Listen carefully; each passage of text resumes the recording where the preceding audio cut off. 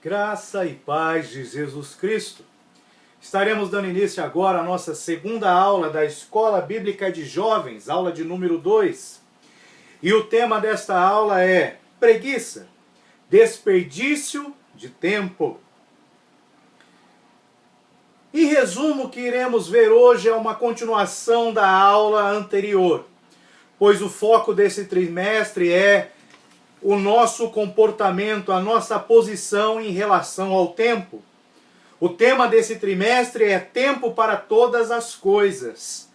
E o que nos vem aqui a alcançar um coração sábio é nós sabermos discernir qual é o tempo que estamos vivendo, qual é o tempo que há de vir e como que nós estamos atuando em relação a essa proporção, a esse período de tempo.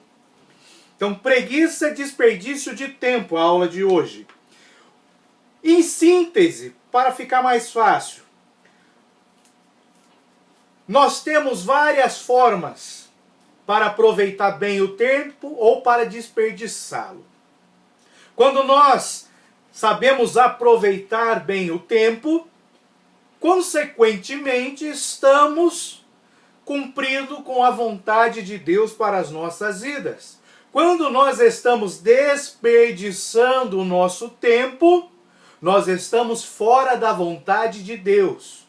Pois é da vontade de Deus que o meu tempo, o tempo que eu tenho determinado para a minha vida aqui nessa terra, seja cumprido em sua totalidade, realizando a vontade soberana de Deus. E aqueles que desperdiçam o seu tempo acarretam prejuízos. Quem se deixa ser dominado pela preguiça, primeiro ponto, administra mal o seu tempo. Administra mal o tempo que Deus lhe concedeu de vida. Segundo, ele ama apenas a si próprio. Porque o preguiçoso não se preocupa com o bem do próximo. Ele está preocupado apenas consigo, em satisfazer os seus desejos, em descansar o seu corpo, a sua mente. O preguiçoso não se envolve com atividades que irão fazer com que ele dispense tempo e esforço. Então ele só se preocupa consigo. O terceiro ponto, o preguiçoso ele é indiferente quanto à necessidade do próximo. Por ele se preocupar só consigo, ele não se compadece do seu próximo. Ele pode ver o seu próximo estar passando uma necessidade, mas ele não move, não faz nenhum esforço para poder ajudar. Então o preguiçoso administra mal o seu tempo, ama a si próprio e não se compadece do próximo. E isso pode ser reflexos muito grandes de alguns pontos. Primeiro, falta de espiritualidade. Quem é preguiçoso, quem ama a si mesmo, quem não se preocupa com o próximo, quem não administra bem o tempo que Deus lhe concedeu, esse não tem espiritualidade. Porque ser espiritual é você se preocupar com o próximo, é você se preocupar com almas, é você amar ao próximo como Jesus te amou, como Jesus me amou. Isso é ser espiritual. Também revela a falta de sabedoria, porque o preguiçoso, ele está numa posição, como podemos sintetizar assim, uma pessoa morta, já deitada ali no seu caixão, com as mãos cruzadas sobre o seu peito.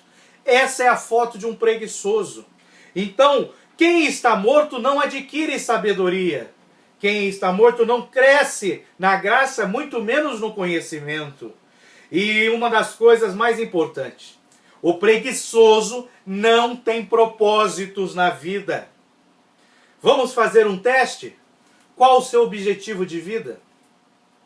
Essa aula é uma aula de jovens, mas adolescentes, pré-adolescentes, adultos, idosos.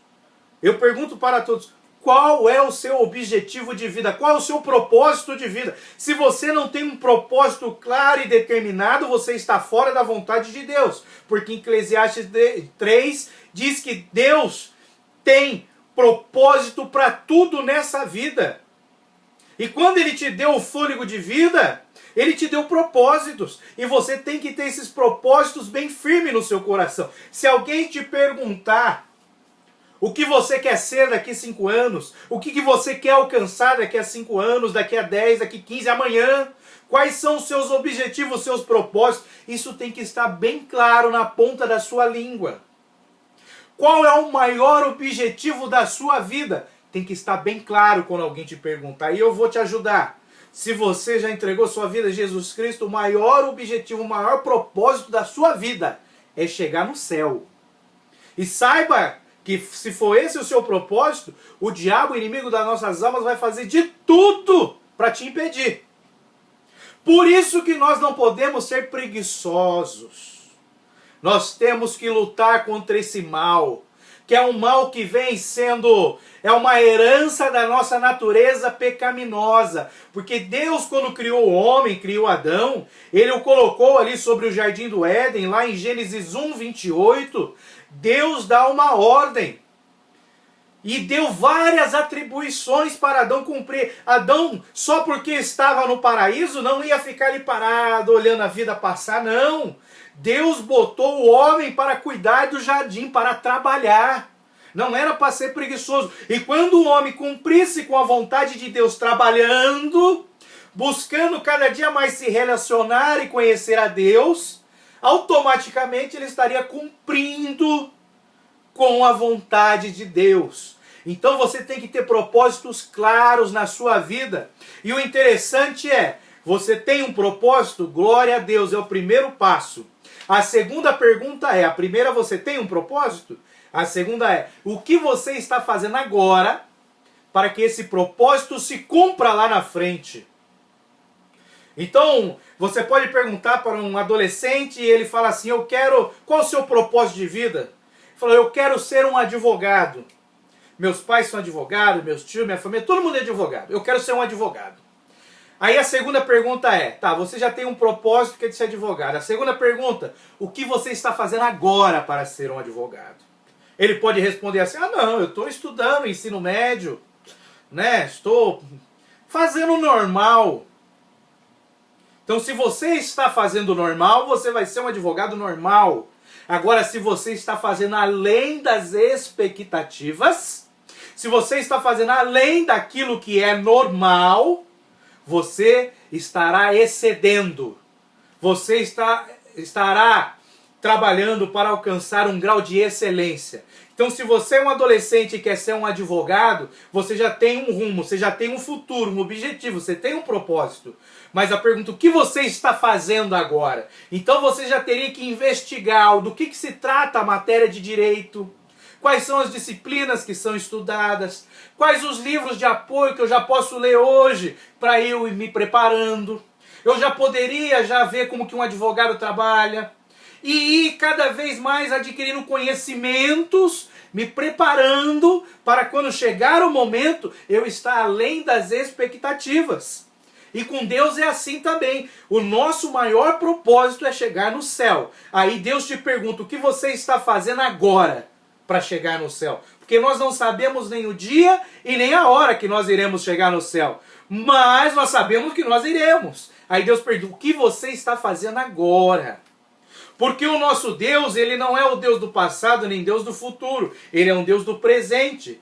Por isso que quando Ele se revela aos seus servos, e nós vemos isso no Antigo Testamento, um dos exemplos é com Abraão, ou até mesmo com Moisés ali na sarça. Moisés fez uma pergunta histórica. Quando eu chegar lá no Egito, e eles me perguntarem quem te enviou, Moisés perguntou para Deus, qual é o nome que eu dou para eles? E Deus disse, diga que o eu sou te enviou. Eu sou está no presente, o nosso Deus é Deus do presente, e Ele te pergunta, o que você está fazendo agora para cumprir o seu objetivo lá na frente? O que você está fazendo agora para que você possa entrar no céu? E isso é tão maravilhoso, lembra que eu falei? Eu sou um adolescente e quero ser um advogado. O que eu estou fazendo agora? Se eu estiver fazendo aquilo que está dentro da normalidade, eu seria um advogado normal. Mas se eu fizer aquilo que está além, do que uma pessoa normal faria, as minhas qualidades e competências irão exceder aos demais. E eu conseguirei maior destaque e êxito no meu propósito e meu objetivo. E com Deus é a mesma coisa. Nossa primeira pergunta se responde: qual é o seu propósito? Eu quero chegar no céu. A segunda, o que você está fazendo hoje? Se você responder simplesmente, eu vou na igreja, eu ouço a palavra, vou na escola dominical, leio a Bíblia, de vez em quando eu oro, ou eu oro em casa um pouquinho antes de dormir. Isso é o que um crente normal faria? Amém, glória a Deus. Mas Deus espera mais de você. Deus espera mais. Ele espera de você aquilo que ele esperou de Josué. Quando Josué assumiu o lugar de Moisés e deu continuação no propósito de Deus para que o povo entrasse na terra. Deus fala por 3 vezes ali no capítulo 1 para Josué: Josué, esforça-te. Um pouquinho mais, Josué. Se o povo ali ouve a minha palavra, você medita dia e noite, esforça-te. Um pouco mais. E isso se mostra no Novo Testamento quando Deus nos fala assim através da sua palavra: aquele que está sujo, o preguiçoso, que suje-se mais, porque não quer saber mais de Deus. Ele está negando o conhecimento da verdadeira sabedoria. Ele está negando a Deus. Então, se você não quer entregar sua vida a Jesus e cumprir os propósitos de Deus, você está cada vez mais se sujando. E o interessante é que você nem precisa fazer esforço para se sujar mais. É só você deixar de buscar a Deus que você já está se sujando mais. Só que Deus, ele quer aqueles servos que são um plus. Aqueles servos que saem da normalidade. Porque ele fala assim: aqueles que são santos, que são normais, santifiquem-se mais. Ou seja, busquem mais. Não se contente com um comodismo, não. Busque mais e mais e mais. E o interessante é que o milagre só acontece no mais. O milagre na nossa vida só acontece no mais. Quando você busca mais, quando você ora mais, quando jejua mais, quando estuda mais a palavra, quando tem mais, o milagre acontece.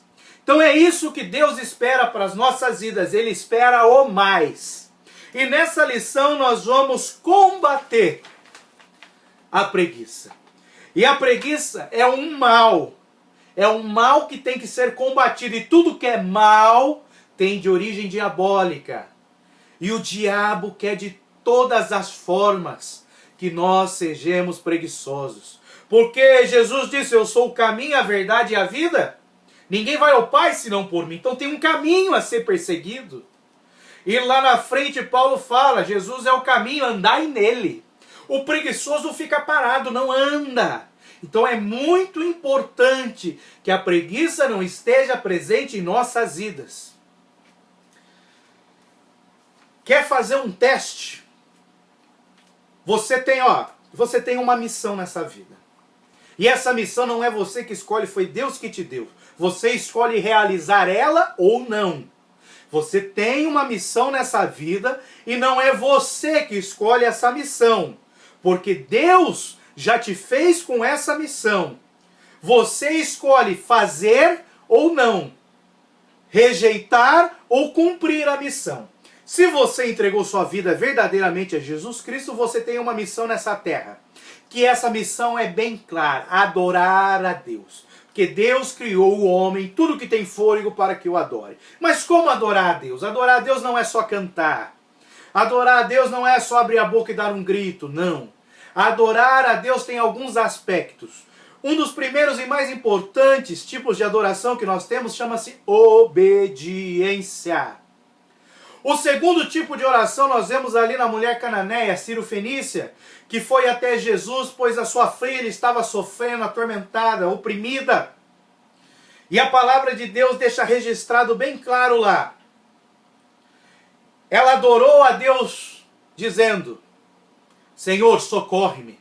Ou em outra tradução, ela adorou clamando. Ou seja, quando nós estamos orando, buscando a Deus, nós estamos adorando também. Então nós temos que, através da palavra, ver aquilo que é a verdadeira adoração que só os que estão em espírito conseguem oferecer a Deus. Então a obediência, a oração, o jejum, a santidade. Isso é adoração. Buscar essas coisas é adorar a Deus. Então nós temos que saber que nós temos essa missão. A missão é de adorar. E adorar, lembra que eu falei a primeira coisa? Obediência. Jesus Cristo nos deixou uma missão. Preste atenção. Ele fala assim: ide por todo mundo, pregai o evangelho. Mas não acabou aí não. Ele continua falando: fazendo discípulos, batizando-os em nome do Pai, do Filho e do Espírito Santo, e ensinando eles a andar em todos os meus ensinamentos. Então não é só ir pregar. A nossa missão aqui na terra é pregar, fazer discípulos, levando eles ao batismo e continuar ensinando eles até chegarem no céu. Então se nós fôssemos moldar a nossa proposta, o nosso propósito, o nosso objetivo de vida como cristão, o nosso objetivo do primeiro e principal na nossa vida aqui nessa terra é chegar ao céu e não chegar lá sozinho. Nosso objetivo é chegar no céu e levar muitos conosco, porque o Senhor falou: pregue, faça discípulos, que eles sejam batizados e que eles aprendam a andar na minha presença. Essa é a nossa missão na terra. Não é eu quero chegar no céu e o resto do mundo que se exploda. Não. Eu quero chegar no céu e não posso chegar lá sozinho. Eu não posso me apresentar de mãos vazias. E se nós formos fazer um teste para saber se você já cumpriu sua missão na terra, porque às vezes nós ouvimos algumas pessoas que já têm muito tempo de igreja, ou outras que têm muitas experiências com Deus. Se você chegar perto dessas pessoas e chamar elas aqui, vamos para uma vigília de oração? Vamos fazer um período de oração antes do culto? Me ajuda numa dificuldade que eu estou? Você pode orar pela minha vida? Você pode ir comigo numa visita? Se você chamar essas pessoas que geralmente têm cabelos brancos, elas nunca vão te falar não. Aí quando você chama algumas pessoas mais novas, jovens, varões, varoas, adultos, já casados, adolescentes, você pode ir comigo numa visita? Ah, eu tenho que ver, porque eu tenho que estudar, eu tenho que fazer isso, tenho que aquilo, eu não tenho tempo. Quando você tem uma missão aqui nessa terra, você tem que discernir isso aqui, ó, tempo. Nossa lição no trimestre é toda sobre tempo. Então não basta eu ter um conceito de missão, de objetivo e de propósito bem definido. Aqui nós fizemos uma declaração de missão. Quem está estudando administração, áreas afins, sabe que nenhuma empresa consegue sobreviver neste mundo competitivo e globalizado sem ter uma declaração de missão. A declaração de missão do crente lavado e remido pelo sangue de Jesus é: o meu objetivo é chegar no céu e não chegar lá sozinho. Se você está na presença do Senhor hoje e não está conduzindo ninguém para chegar no céu, se você não está levando, convidando ninguém para ir na igreja, se você não está discipulando alguém, se você não está com alguma pessoa andando, conduzindo ela, ensinando ela a orar, ensinando ela a buscar, a ter experiências com Deus, conduzindo ela pelo caminho da verdade, você não está cumprindo o propósito de Deus aqui na terra. Então nós temos que ter a noção do tempo, porque a missão, a declaração de missão, ela tem um tempo estabelecido para ser cumprido. Então você pode pegar uma empresa aí que diz que quer ser líder de mercado, ela fala: em 5 anos eu quero ser líder de toda a região sudeste no meu segmento. Então toda declaração de missão tem um tempo. Então a nossa missão como cristão aqui na terra tem tempo. Quando eu dei o exemplo que você chama uma pessoa mais velha para fazer alguma atividade da igreja e elas nunca dizem não, e você chama um mais novo, um mais jovem, e eles colocam um monte de empecilho e não vão. O pastor fala do púlpito da igreja: ó, tem um evangelismo tal dia em tal lugar. Ó, tem um trabalho de visitas no hospital, tem um trabalho no presídio, tem isso, os irmãos participem. Isso é um convite. E sabe quem que aceita esses convites? Em 99% das oportunidades, aqueles que têm cabelos brancos. Porque eles sabem que tem um tempo para a sua missão. E vou te dar um teste agora. Você agora, se você não tinha, agora você tem uma missão. A sua missão, o seu propósito de vida é chegar no céu e não chegar lá sozinho. Essa missão, esse propósito tem um tempo. Agora eu te pergunto, você quer fazer um teste para saber se essa missão sua já se cumpriu aqui na Terra? O teste é simples, faça assim, ó. Respire. Se você estiver vivo, é porque a sua missão não acabou, o seu tempo não se cumpriu. Deus estabeleceu, determinou tempo para todas as coisas. A sua missão e a minha missão tem um tempo determinado. Ela acaba com o nosso último suspiro, com o nosso último fôlego de vida. Quando nós expirarmos, acaba a missão. Ou quando Jesus vier nos buscar, nos tirar daqui, acaba essa missão, esse nosso objetivo, esse propósito de vida de chegar no céu e não chegar lá sozinho, se nós formos assim aprovados. Então a missão nunca acaba. É por isso que os mais velhos, que já entenderam isso, nunca dizem não para a obra de Deus. É sempre sim, sim, sim.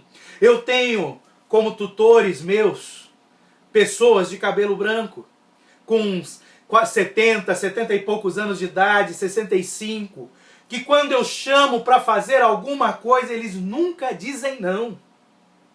Nunca. Dessa última vez eu chamei 2 senhores, um de 67, outro de 73 anos, para ir comigo em um determinado lugar e exigir um pouco de esforço físico para chegar a esse lugar. Eu falei, geralmente eu vou e não chamo, porque eles já têm uma idade avançada. E dessa vez eu chamei, eu falei, não, eu vou chamar eles, Deus tocou no meu coração, eu vou chamar. Se eles falarem não, eu entendo por causa da saúde e tudo mais. Um tinha até problema grave de coluna. Eu chamei e os 2 foram. E os 2 pareciam que tinham uma força de criança. Eu cansado para fazer aquela atividade para chegar até o lugar, eles chegaram primeiro que eu. Enquanto nós estávamos lá, um deles que tinha problema na coluna, enquanto nós estávamos orando, ele sentiu algo maravilhoso de Deus. E quando nós terminamos ali o período, na hora de vir embora, ele falou, eu fiquei com receio de vir por causa da minha coluna, do esforço que eu teria que fazer. Mas eu não sei dizer não para as coisas de Deus. E quando nós estávamos lá, estávamos orando lá pela pessoa, eu senti um alívio de Deus, algo maravilhoso. E a dor que estava nas minhas costas sumiu, desapareceu. Eu estou aqui parecendo uma criança, aquele Senhor falou. Por quê? Deus cuida de nós quando nós cuidamos da obra de Deus. Quando nós falamos não para Deus, nós estamos rejeitando as bênçãos que Ele tem para a nossa vida. Mas quando nós falamos sim para fazer a obra de Deus, sem questionamentos, quando nós falamos sim, as bênçãos de Deus vêm sobre as nossas vidas. Por isso que há poder nas palavras que saem de nossa boca. E muitas vezes, tudo que Deus espera ouvir de você é um sim. E você fica falando não para as coisas de Deus. Então nós temos o tempo, e o tempo só acaba quando nós entrarmos na glória com Jesus Cristo. O importante nessa questão de preguiça, que preguiça ela se contrapõe a trabalho. E como eu falei lá em Gênesis 1:28, Deus criou o homem e já botou o homem para trabalhar. Ou seja, o trabalho existe antes da queda, antes do pecado. Então, peraí. Se Deus criou o trabalho antes do pecado, quer dizer que o trabalho não tem origem pecaminosa. O trabalho é algo santo. O trabalho é de Deus. E muitas vezes nós nos esforçamos para trabalhar para Faraó e deixamos de trabalhar para Deus. Tipologicamente falando, para você entender, Faraó, Egito é tipo do mundo, das coisas deste mundo. Às vezes você tem o seu emprego, tem o seu trabalho, o seu chefe, o seu patrão, o dono da sua empresa não serve a Jesus Cristo. Se ele não serve a Jesus Cristo, ele pertence ao mundo e não ao reino de Deus. Então ele é um tipo de faraó. Você acorda cedo, não falta o trabalho, não se atrasa, faz tudo para ter o seu dinheirinho no final do mês, você trabalha com afinco para faraó, fica lá amassando barro e não reclama. Mas quando é para trabalhar para Deus, você diz não. E olha como o trabalho é tão maravilhoso, instituído antes da queda, antes do pecado, que Deus fala assim, ó, tudo quanto fizerdes, até mesmo trabalhar para o faraó, faça da melhor maneira possível, como se estivesse fazendo para Deus. E em outro local, Paulo fala lá em Efésios 6, que seja submisso aos seus senhores, aos seus patrões, como se estivesse submetendo a Deus, ou seja, nós temos que respeitar as autoridades. Nós buscamos fazer sempre um melhor. Mas o que eu quero que você entenda é que você trabalha para Faraó. Você está lá na faculdade, está no seu serviço, está se esforçando, fazendo melhor, fazendo trabalhos, não faltando, cumprindo os horários. Mas quando chega o convite para fazer a obra para Deus, você fala não. Não, eu tenho um trabalho para fazer na faculdade, eu tenho uma lição, eu tenho isso, não posso, tenho que fazer aquilo. E a obra de Deus vai recebendo não, não, não, não. E esse não é como se fosse uma muralha que vai se acumulando. E quando a bênção está para chegar, a muralha não deixa. Ela esbarra ali na muralha e volta. Quando você fala sim, a muralha cai e as bênçãos chegam. Então você tem que ter noção que na obra de Deus, Jesus falou assim, ó, a obra de Deus é sim, sim. As coisas do mundo são não, não. Eu não posso ficar dividido, cocheando em cima do muro. Para Deus é sim, sim. E esse é o tempo. E o tempo vai até terminar o meu fôlego de vida. E para tudo isso nós precisamos de preparo. Lembra? A nossa lição é sobre o tempo. Mas para eu cumprir a vontade de Deus dentro do meu tempo, dentro do tempo que Deus estabeleceu para eu cumprir a minha missão aqui na Terra, nós já falamos qual é a missão, eu preciso de um preparo. Por que eu preciso de preparo? Porque vai surgir oportunidades.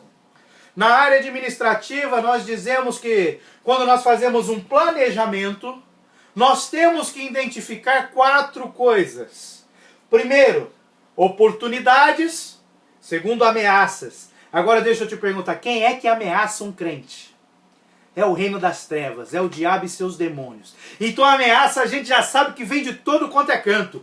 Mas eu preciso ter um preparo para suportar e vencer as ameaças e poder aproveitar da melhor maneira as oportunidades. Então na área administrativa, quando nós falamos de planejamento, nós temos que buscar as oportunidades, conhecer as ameaças, conhecer a nossa força, que como crentes nossa força é Jesus Cristo, e conhecer as nossas fraquezas, nossa natureza pecaminosa.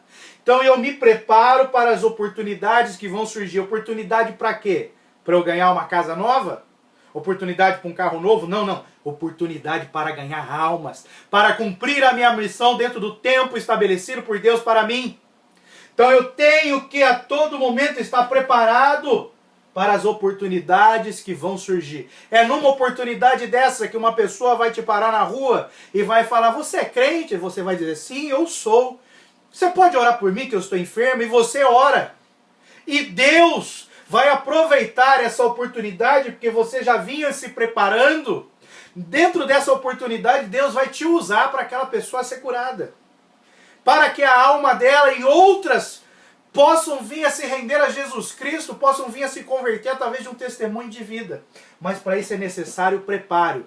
Quem é santo, santifique-se mais, se prepare mais, busque mais. Aquilo que nós falamos no começo. E quando eu sei o meu tempo, estou preparando e reconheço e aproveito as oportunidades, Deus me abençoa na área espiritual. Deus me abençoa na área familiar. Deus me abençoa na área sentimental, jovens. Se você tiver a sua missão, seu objetivo, propósito bem claro, reconhecer o tempo de Deus para o cumprimento dela na sua vida, quando ela se acaba. Se você hoje estiver se preparando, as oportunidades vão surgir e as bênçãos vão aparecer, espiritual, familiar, sentimental, na vida financeira, profissional e em outras áreas. Mas primeiro eu preciso ter isso. Eu preciso ter toda uma ideia. E o nosso Deus é um Deus ordeiro. É um Deus que planeja todas as coisas. Um exemplo está no livro de Números, onde Deus manda numerar as tribos, faz uma separação geográfica, colocando 3 tribos ao sul, 3 tribos ao norte, 3 tribos ao oeste, 3 tribos ao leste, para que quando a arca fosse se movimentar, as tribos se movimentassem juntamente. Deus estabelece ordem, Ele faz todo um preparo, planejamento. Deus mostrou para Moisés qual era o modelo do tabernáculo a ser construído aqui na terra. Ou seja, Deus já tinha Deus já tinha um projeto, um exemplo. Deus já tinha planejado lá na eternidade para se cumprir aqui na terra. E nós vemos isso com Jesus Cristo, porque Ele fala que o Cordeiro foi morto antes da fundação do mundo. Mas antes da fundação não tinha um animal cordeirinho. Não tinha. Antes da fundação do mundo, ninguém conhecia Jesus Cristo, Filho de Deus. Então, como que o cordeiro foi imolado antes da fundação? É porque o nosso Deus já tinha planejado isso. E lá em Hebreus, Paulo nos ensina que os heróis da fé, os homens de fé de Deus, e seguindo ao exemplo de Deus, chamam a existência, está lá em Romanos capítulo 4, eles chamam a existência aquilo que ainda não existe. Então Deus imolou o cordeiro, sacrificou o cordeiro antes da fundação do mundo, sem ele existir. Ele chamou a existência aquilo que existiria lá na frente. Isso chama-se planejamento. Então, se eu quero algo de Deus para a minha vida, eu começo a orar, já crendo que Deus vai me dar, chamando à existência aquilo que não existe. Então, eu oro com planejamento, com objetivos. E ao decorrer da caminhada até eu receber a minha bênção, eu tenho que cumprir tempo, eu tenho que me preparar e aproveitar as oportunidades. Então, isso é estabelecido por Deus antes da fundação do mundo. Tudo tem que ter um planejamento. Então lembre-se, você tem um objetivo, um propósito principal. Então você tem que ter um plano. Porque quem é santo, santifique-se mais. O que você está fazendo para se santificar mais? Você está buscando estudar mais, você está buscando orar mais, você está fazendo uma faculdade de engenharia, isso vai te santificar mais? Não. Então isso está de acordo com o seu propósito principal? Não. Isso pode estar de acordo com o propósito secundário. Dentro do propósito secundário você vai estudar mais, vai fazer pós-graduação, vai fazer mestrado, doutorado e assim sucessivamente. Um é assim na vida profissional, na vida estudantil, você vai se preparando para a sua profissão. Na vida espiritual é a mesma coisa. Você tem um objetivo, tem uma meta e você se prepara. Você estuda, você faz um curso teológico, você faz uma pós-graduação, faz um mestrado, faz um doutorado. Aí tem a segunda faculdade, que é com o joelho no chão, onde você ora 15 minutos, meia hora, 1 hora, 2 horas, 3 horas e assim vai. Fica o tempo todo em oração. Você jejua 9 horas, 12 horas, 24, 48, 72 horas. Você vai crescendo. Quanto mais você se esforçar, quanto mais você buscar, mais você se aperfeiçoa. E mais você vai se preparando para o cumprimento do tempo de Deus nas suas vidas, conforme as oportunidades forem surgindo. E aqui o Senhor nos dá algo de maravilhoso em Provérbios. Eu vou fazer a leitura somente de um versículo, que é o texto do dia, que diz assim, Provérbios 6,6. Vai ter com a formiga, ó preguiçoso. Olha para os seus caminhos e ser sábio. Nós temos lá em Hebreus 11 a galeria dos chamados heróis da fé. O escritor aos Hebreus nos deixou registrado homens que serviram a Deus de todo o seu coração, que fizeram a vontade soberana de Deus, que tiveram ali a fé como um firme fundamento das suas vidas. E ficou-se a relação. Aí o sábio em Provérbios vem e acrescenta mais um desses heróis.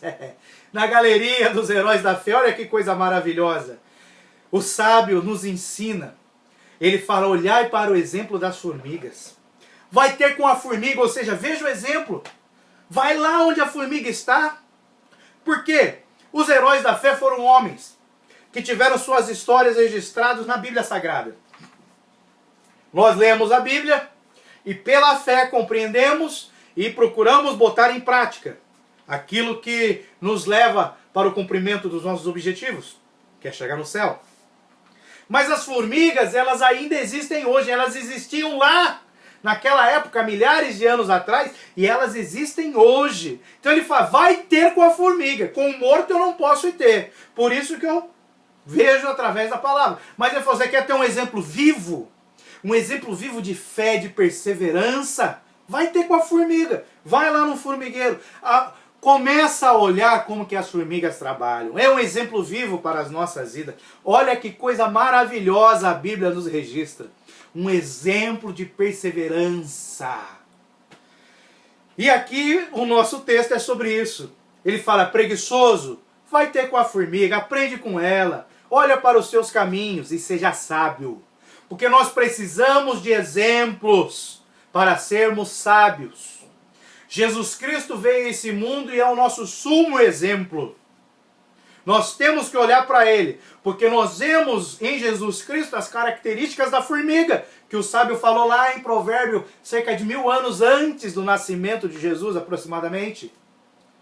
Então nós temos que ver essas características. E uma das coisas maravilhosas na vida da formiga é que uma formiga, dependendo da sua espécie, preste atenção nisso, ela pode carregar até 50 vezes o seu próprio peso. Então se você pegar um homem de 80 quilos, comparando ele à formiga, é como se ele pudesse carregar aproximadamente de 2 a 4 toneladas sobre os seus ombros. Praticamente impossível. Mas para a formiga, aquele bichinho tão pequenininho, não é impossível. Olhai para o exemplo da formiga. As formigas, elas trabalham durante o verão, enquanto a época está boa, para juntar suprimento para um momento difícil. E o ciclo de vida das formigas, de algumas espécies, é de 3 meses. E as nossas estações do ano, elas são divididas em 4 períodos de 3 meses. Ou seja, aquela formiga que começa a juntar no verão, ela sabe que ela não vai sobreviver para o inverno. Opa, então por que eu estou me matando de trabalhar para deixar para os outros? Olha que coisa interessante, pare e pense comigo. A formiga sabe que vai morrer no inverno. E ela trabalha com todas as forças, suportando até 50% do seu peso. Ela trabalha, junta, faz tudo e não desfruta. Ela deixa para outras formigas que irão nascer. Ela trabalha tanto, se esforça tanto para que outros tenham vida. Se você é um pouquinho espiritual e conhece um pouquinho da Bíblia, você já está começando a entender quando eu falei que as características da formiga estavam presentes em Jesus Cristo. Vamos lá. A formiga vem a esse mundo, nasce, trabalha exaustivamente, já sabendo que vai morrer e não irá desfrutar das coisas desta vida. Ela trabalha exaustivamente para que outras formigas tenham vida. Vamos traduzir para a nossa linguagem cristiana, cristã. Jesus Cristo se fez homem, habitou neste mundo, trabalhou durante toda a sua vida, se preparou, esperou o cumprimento do tempo de Deus em sua vida. Durante 30 anos ele se preparou, esperando a oportunidade de cumprir o seu grande propósito nessa terra. Quando chegou o tempo de Deus, ele teve 3 anos de ministério. 3 anos que ele trabalhou exaustivamente, não tendo nem aonde reclinar a sua cabeça. Olha a comparação com a formiga. Então ele veio, se preparou para a oportunidade que viria a surgir para ganhar almas. Quando deu o tempo, o que acontece com Jesus? Ele trabalha exaustivamente, já sabendo que ia morrer na cruz do Calvário. Que ele estava fazendo todo aquele esforço, ele não iria desfrutar de nada desta vida. Mas ele estava fazendo para que outros tivessem vida. Eu e você. Olha o exemplo do sacrifício de Jesus Cristo na vida das formigas. Aí o sábio fala assim, vai ter com a formiga, preguiçoso. Porque até no exemplo da formiga nós conseguimos ver o plano da obra redentora de Deus para a vida do homem. Olha que coisa maravilhosa. Ah, e você não lê a Bíblia? Jovem, leia a Bíblia. Até na formiga você vê o exemplo, tipificando, apontando o sacrifício de Jesus Cristo pelas nossas vidas. Que é sabedoria, mas você não vai encontrar sabedoria dessa em nenhum livro deste mundo. É só na Bíblia Sagrada. É só através do Espírito Santo para entender, como diz o meu pastor, as entrelinhas da palavra de Deus. Aleluia. Isso é maravilhoso. Então nós temos que discernir o tempo, nos preparar para as oportunidades. E quando nós estamos aqui nessa fase, olha, eu fiz 3 círculos e os círculos eles se cruzam, ó. Que coisa maravilhosa. Os 3 círculos se cruzam. Por quê? Porque um tem relacionamento com o outro. Então, enquanto eu estou me preparando, começa a surgir as oportunidades. E o interessante é que às vezes a oportunidade surge sem eu estar preparado. O que acontece? Eu perco. Mas se eu estiver me preparando, buscando mais e mais, quando a oportunidade aqui chegar, neste tempo, eu vou estar preparado. E vou continuar me preparando, porque o meu tempo só acaba quando acabar o fôlego de vida. Então esse é um ciclo que tem que ser feito. E quando a oportunidade chega, você agarra ela, você teve o preparo, você está se preparando, agarra a oportunidade. O que acontece que leva muitos e muitos e muitos a perderem a oportunidade? Chama-se distração. Quando eu perco o foco no meu propósito, quando eu me distraio, eu perco a oportunidade. Então, se o meu propósito maior é chegar no céu e não chegar lá sozinho, eu estou me preparando e aparecer a oportunidade, eu não posso me distrair com as coisas desta vida. A palavra de Deus diz que os negócios dessa vida são embaraço para os seus servos. Então eu não posso me distrair, eu tenho que focar no meu primeiro propósito, no mais importante, ir para o céu e não chegar lá sozinho. Uma dessas distrações chama-se preguiça. Eu vou dar uma paradinha agora. Olha, eu não posso ir ali no evangelismo porque eu tenho uma prova, eu vou estudar. Meu querido, as atividades da igreja, elas são rápidas. Uma visita aos enfermos no hospital é 1 hora, 2. Um culto em praça pública, em céu aberto, 1 hora, 1h30, não passa disso. Um culto na igreja, 1h30, 2. Uma reunião, um ensaio, 1 hora, 2, não passa disso. E você diz que não tem tempo para Deus. Então nós temos que tomar muito cuidado com a questão do tempo, porque isso impacta no nosso preparo e nos dá oportunidades. Muito cuidado nisso.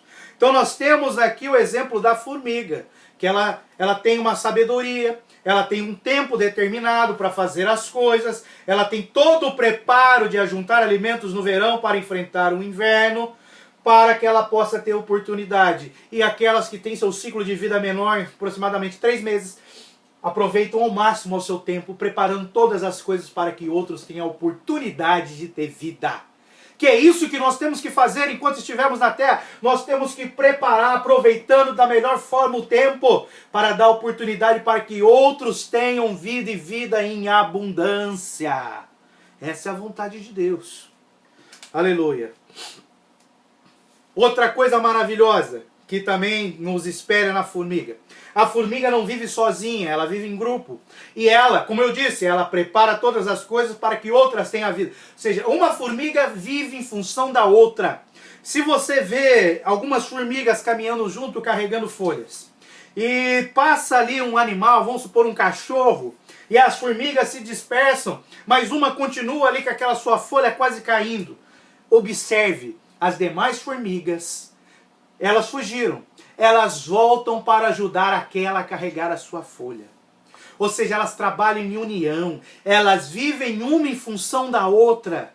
Oh, Se andares na luz, como na luz ele está, temos comunhão, ajudamos uns aos outros, orai-vos uns pelos outros, exaltai-vos, ou seja, exortar-vos uns aos outros, ou seja, ajudem uns aos outros. Tudo está no exemplo. Vai ter com a formiga, preguiçoso. Preguiçoso não é só você ficar deitado, parado, não querer fazer nada.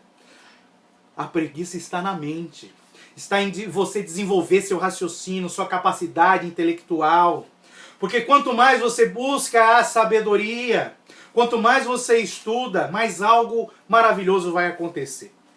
Jesus disse assim para os seus discípulos: vocês sofrerão perseguições, vocês serão levados diante de reis, de governadores, e eles vão pedir conta da sua fé. Aí Jesus fala assim para eles: não se preocupe com o que haveis de falar. Não se preocupe com você do que vai sair da sua boca. Não fica tentando procurar discursos, montar esboços, não. Não se preocupe, porque quando chegar a hora, o Espírito de Deus vai te fazer lembrar do que você tem que falar. Agora eu te pergunto, você se lembra de alguma coisa que você não viu? Você se lembra de alguma coisa que você não estudou? Você se lembra de alguma coisa que você não ouviu? Não. A lembrança é você voltar ao passado, a algo que você viu, ouviu, ou algo que você fez, algo que você estudou, é voltar lá atrás, tirá-la da caixinha do esquecimento e trazer à tona. Isso é lembrança. Então o Espírito Santo vai fazer você lembrar no momento certo aquilo que você precisa, a oportunidade, olha o preparo, aquilo que você já se preparou antes, que você já estudou, já ouviu, já fez alguma coisa. Então, na hora da oportunidade, o Espírito Santo vai olhar para o seu histórico de preparo e vai lançar a mão daquilo que você lá atrás usou como preparo para aproveitar a oportunidade agora. Então, nós temos que ter o preparo. Sem preparo, com um planejamento devido, tendo as coisas no seu tempo, nós nunca vamos aproveitar as oportunidades. Aí, temos uma pergunta que diz assim: descumprir os parâmetros para uso do tempo, isso que nós estamos falando aqui, pode ocasionar alguma tragédia? Vamos voltar ao exemplo da formiga? A formiga, uma espécie de formiga tem um tempo de vida de 3 meses. Aí a pergunta é, se eu descumprir os parâmetros de uso adequado do tempo, quais são os parâmetros? Para a formiga é ajuntar o alimento para o inverno, para o tempo de chuva, para a dificuldade, quando ela não poderá sair. Então ela tem que ter uma provisão. Então os parâmetros adequados para o uso do tempo é que ela ajunte no tempo oportuno o alimento, para o período de escassez que virá para elas. Se elas não ajuntarem a comida no verão, quando chegar o inverno, as chuvas e todo aquele período trágico, isso vai ser uma tragédia para as formigas? Vai, porque elas vão morrer. Aquelas que trabalharam 3 meses vão morrer de qualquer jeito. Mas aquelas que vierem a nascer, que ainda terão um período de 3 meses para viver, com aquela provisão que as outras ajuntaram nos 3 meses anteriores, elas também vão morrer e não vai dar continuidade à vida das formigas.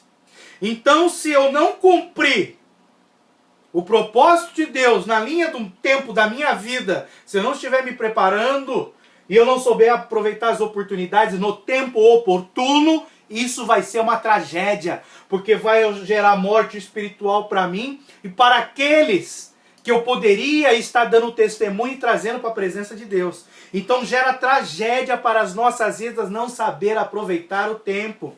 E o preguiçoso não sabe aproveitar o tempo. Nós aqui, dentro dessa visão, deixamos alguns exemplos. Jesus Cristo é o exemplo contrário da preguiça. Ele não tinha nem onde reclinar a sua cabeça. E ele chega ao ponto de falar assim. Tem alguns que creem que Deus entrou no descanso no 7º dia e está descansando até hoje. Não. Jesus Cristo fala assim, ó. Eu não tenho onde reclinar a cabeça. E eu trabalho até hoje porque o meu Pai trabalha até hoje. Por quê? Porque Deus criou o mundo. Em 6 dias, no 7º dia descansou. Mas o descanso de Deus foi interrompido por causa do pecado. Então Deus trabalha até hoje, trabalha arduamente para que todos se salvem, para que nenhum se perca. Nós temos aqui o exemplo de Daniel e seus amigos. O exemplo de Daniel e seus amigos. Preste atenção nisso.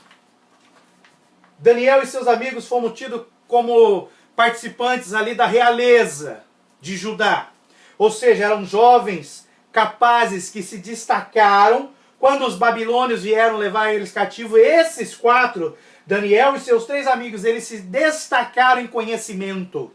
Por isso que o rei pegou eles de todas as nações, levou para junto do palácio, para que eles fossem instruídos em toda a ciência da Babilônia e dos povos dominados, para que eles fossem como príncipes ali em meio aos babilônios.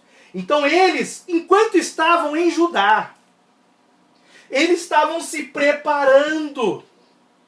Eles se destacaram entre os outros. Lembra que eu falei? Aqueles que é santo, santifique-se mais. O plus. Então eles estavam se preparando. E quando chegou a ameaça, que foi o cativeiro, eles transformaram a ameaça em oportunidade. Vou repetir. Devido a Daniel e seus amigos se prepararem lá em Judá, sem saber o que iria acontecer, eles estavam estudando, se preparando, buscando, ter experiências com Deus. Eles estavam se preparando.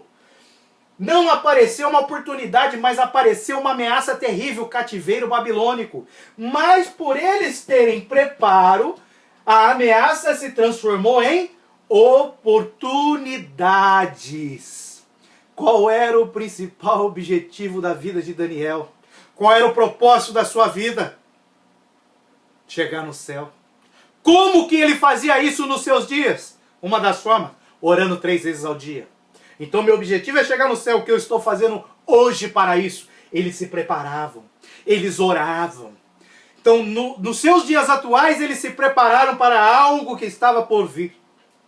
Então o preparo deles transformou uma ameaça em oportunidade. Que nós acordemos para isso.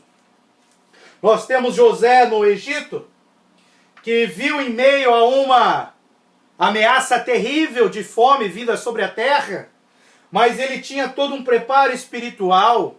Ele era entendido em sonhos. Assim como Daniel também, ele tinha intimidade com Deus para discernir um sonho espiritual. Você tem? Se alguém chegar para você e contar um sonho, você sabe discernir se esse sonho vem de Deus ou se é do homem? Se o sonho vem de Deus, você sabe discernir o que aquelas figuras tipológicas que vem no sonho aparece? E eu não estou falando aqui de um animal de 4 cabeças com 10 chifres, não. Eu estou falando quando alguém chegar e te falar que teve um sonho, que viu um carro, o carro era dourado, que ele estava com as rodas prateadas.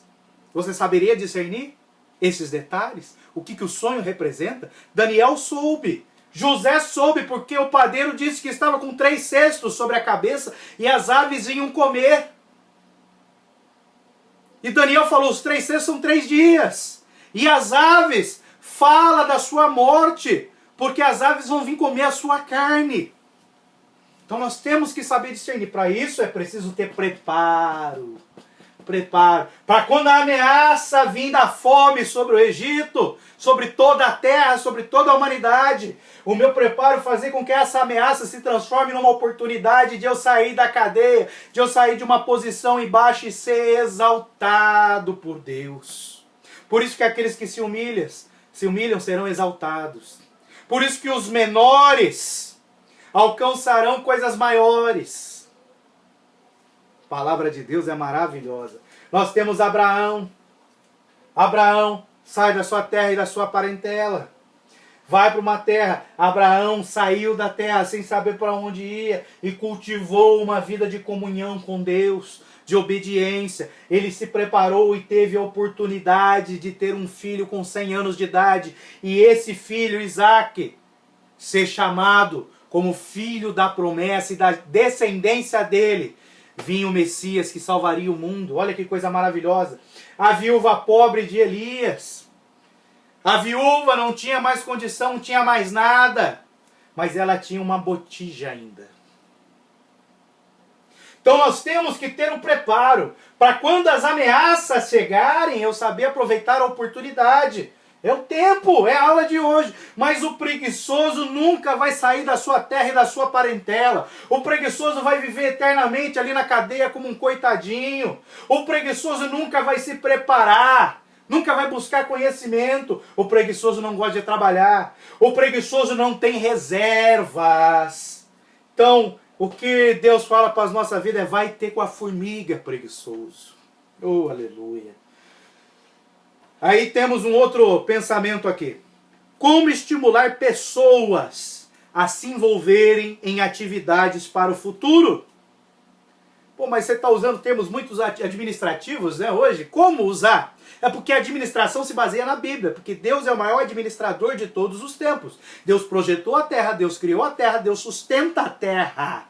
Quer administração melhor que essa? Mas para nós embasarmos biblicamente essa pergunta, é como estimular pessoas a se envolverem em atividades para o futuro, o texto bíblico é: como lançar o pão sobre as águas. Como que eu posso desenvolver, como que eu posso levar pessoas a desenvolverem atividades que vão nos render benefícios futuros, como salvação de almas e outras coisas? Sem ter a certeza que um dia esse pão será achado, aí eu vou lá para a praça, prego todo final de semana, prego durante 5 anos e ninguém aceitou Jesus. Ninguém que eu vi. Mas o Espírito Santo de Deus, por nós estamos pregando, o Espírito Santo está incomodando, está constrangindo as pessoas. E muitas vezes as pessoas que estão ali, algumas afastadas de suas igrejas, passam pelo lugar, ouvem a palavra e voltam para a presença de Deus sem a gente saber. Sabe por quê? Porque a honra não é nossa. Nós só temos que obedecer. Pregue, lance o seu pão sobre as águas, faça as atividades mesmo sem ver benefícios imediatos. Não podemos desperdiçar o nosso tempo. E para nós finalizarmos essa aula, eu gostaria de deixar mais 3 parábolas, 3 situações, 2 parábolas e uma listinha aqui de coisas que a preguiça traz de prejuízo para nós. Primeiro, Jesus conta uma parábola sobre talentos, onde ele fala que chamou 3 de seus servos e confiou talentos a eles. 2 pegaram esses talentos e multiplicaram. Olha a importância de ganhar almas. Deus te deu um talento chamado salvação. Salvação. O que você tem que fazer com a salvação? Multiplicar. No livro de Cantares fala assim, que uma ovelha, quando ela está bem de saúde, ela gera gêmeos. Ela pare gêmeos. Ou seja, ela gera iguais. Então, se você é um salvo, crente, lavado e remido pelo sangue de Jesus, você tem que gerar um outro salvo, crente, lavado e remido pelo sangue de Jesus. Aleluia. Então você tem que gerar. Então na parábola do talentos eu tenho que multiplicar. Nosso Deus não é Deus de divisão. Nosso Deus é um Deus de multiplicação. E a todo dia se multiplicava o número daqueles que iam herdando a salvação. Atos dos Apóstolos, lá no capítulo 2. Então todos os dias se salvavam. Deus multiplica a obra. Jesus multiplicou os pães. Jesus fez a água se transformar em vinho. Jesus multiplica. Salvação multiplica milagre, é multiplicação. Mas teve um deles que pegou aquele talento e enterrou. Aí o que acontece? Deus fala, tira dele o talento. Oh meu Deus, eu falei que o talento era a salvação, né? Que eu tenho que multiplicar, ou seja, que mais almas sejam salvas. Me desculpe essa interpretação tipológica da Bíblia, uma alegoria, mas é isso que o Espírito Santo me fala. Então se Deus me deu um talento, se Ele deu a minha salvação, o que eu tenho que fazer com ele? Enterrar na terra? Para quando Ele voltar aqui no arrebatamento, falar, Jesus, estou aqui. A salvação que o Senhor me deu está aqui, ó. Sabe o que Ele vai falar? Tirai dele e dê ao que tem mais. E lançai ele nas trevas. Que ali haverá choro e ranger de dente. Eu creio que eu não preciso explicar mais. Nós temos que multiplicar o talento que Deus deu para as nossas vidas. O talento que Ele te deu, que Ele me deu, chama-se salvação. E nós temos que multiplicar. Não pode ser enterrado. O preguiçoso enterra o talento. Olha o efeito da preguiça. Ele enterra o talento e será condenado às trevas exteriores. Se você não sabe o que é trevas exteriores, também pode ser conhecida como inferno, lago de fogo, enxofre e coisas piores. Parábola das 10 virgens. 5 estavam preparadas e 5 não. Então o preparo, a importância do preparo para a oportunidade. Perto da meia-noite ouviu-se um clamor, olha a oportunidade. Aquilo que foi oportunidade para 5 que estavam preparadas, que eram prudentes, foi a ameaça que se concretizou nas outras 5 que não estavam preparadas. Preparo no tempo oportuno. E nós temos aqui 6 consequências na vida do preguiçoso. Primeira, o preguiçoso tem dificuldade para começar qualquer coisa. O preguiçoso tem dificuldade para começar qualquer coisa. Segundo, o preguiçoso é inquieto. Pode ter desejos, mas o problema é implementá-los. Se ele tem dificuldade para começar, ele pode até ter desejo, pode até ter um sonho, mas ele nunca vai colocar aquilo em prática porque ele não consegue nem começar. Terceiro, preguiçoso cobra dos outros um preço elevado. Ou seja, o preguiçoso exige que os outros trabalhem, mas não trabalha, porque ele tira a carga do seu braço, do seu ombro, e quer botar a carga no ombro dos outros. E Jesus disse, né, que ele levou sobre os seus ombros todos os nossos pecados e iniquidades. Oh, meu Deus! O preguiçoso normalmente é defensivo, fica só se defendendo, dando desculpas. O preguiçoso pode até conseguir com muito custo começar alguma coisa, mas ele logo desiste. Não consegue levar nada até o fim, ele desiste. E Deus diz que aqueles que retrocedem, Deus não se agrada desses. Então eu nunca posso desistir, eu tenho que ser fiel até a morte. Prossigo para o alvo pelo prêmio da soberana vocação em Deus em Cristo Jesus. O preguiçoso vive de desculpas. Que Deus nos abençoe e te ajude cada vez mais a vencer essa ameaça, esse perigo chamado preguiça, que nós possamos entender, discernir e viver o tempo de Deus para as nossas vidas, tendo o nosso preparo, o nosso propósito para poder transformar as ameaças em oportunidades, cumprindo assim a soberana vontade de Deus. Que Deus vos abençoe, a graça e a paz de Jesus Cristo.